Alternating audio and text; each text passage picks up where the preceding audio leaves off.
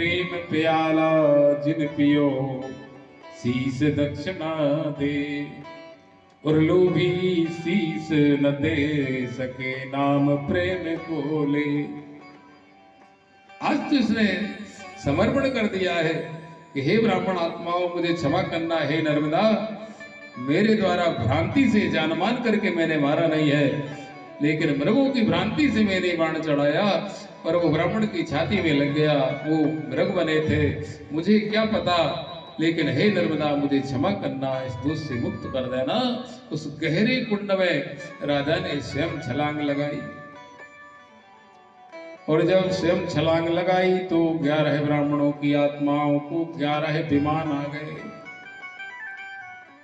जल के ऊपर ये आत्माएं निकली, 12 आत्माएं निकल आई।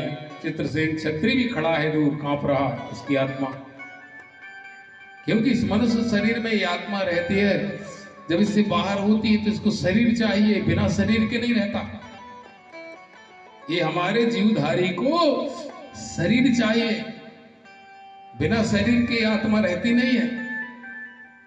अभी हमको ऐसा ही हाड़ मास का पिंजड़ा मिला है, जब ये जला देंगे यहाँ के लोग तो हम इससे निकल जाएंगे तो एक सूक्ष्म शरीर मिल जाएगा, 8 अंगुल की आत्मा बन जाएगी, 8 अंगुल लंबे हम बन जाएंगे, हवा में आकृति बन जाएगी, नाक कान हाथ पैर वगैरह वगैरह जो सब होता है, और उसमें ये जीवधारी निकल करके उसमें प्रवेश कर जाएगा, क्योंकि बिना शरीर के रहना नहीं चाहता।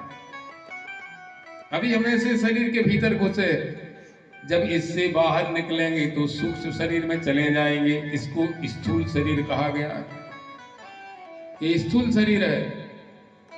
और जो तुम्हें स्वप्न आता है ना, रात में तुम सोते हो और स्वप्न देखते हो, बहुत थक जाते हो, दौड़ रहे थे थक गए, पाई नहीं पाए और थक गए और हाँफने लगे, वो कारण शरीर है। तुम कारण शरीर में प्रवेश कर जाता है तुम्हारा जीव। तो हम अचरज करते हैं कि अरे हम कहां थे, हम तो बहुत परेशान हो गए। ये 3 प्रकार से शरीर है।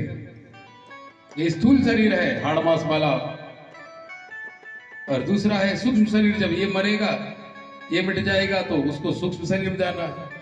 और ये रहते हुए जब हम सो जाते हैं तो स्वप्नावस्था में हम जहां पहुंच जाते हैं वो कारण शरीर में हमारा प्रवेश हो जाता है।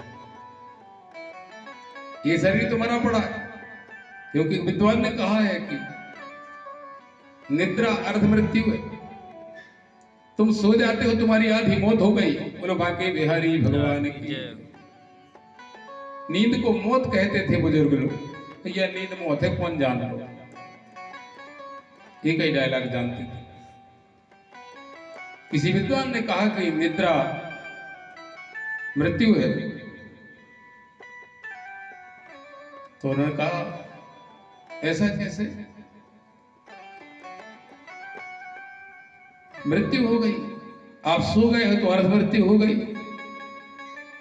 और मृत्यु यदि किसी मनुष्य की हो गई तो वो सघन निद्रा में सो गया है, लंबी नींद सो गया। यदि कोई मर गया है तो वो लंबी नींद में चला गया, कोई सो गया है तो अर्ध मृत्यु में चला गया है, और कोई यदि मर गया है तो वो सघन निद्रा में सो गया। अब बहुत देर बाद जागेगा, कई वर्षों बाद उसका फिर से जन्म होगा, फिर किसी शरीर में आएगा। ये सघन निद्रा है। तो निद्रा में हम जाते हैं, कारण शरीर में हमारा प्रवेश होता है। इस तरह से 3 शरीरों में आत्मा डिवाइडेड होती रहती है। तो यहाँ पर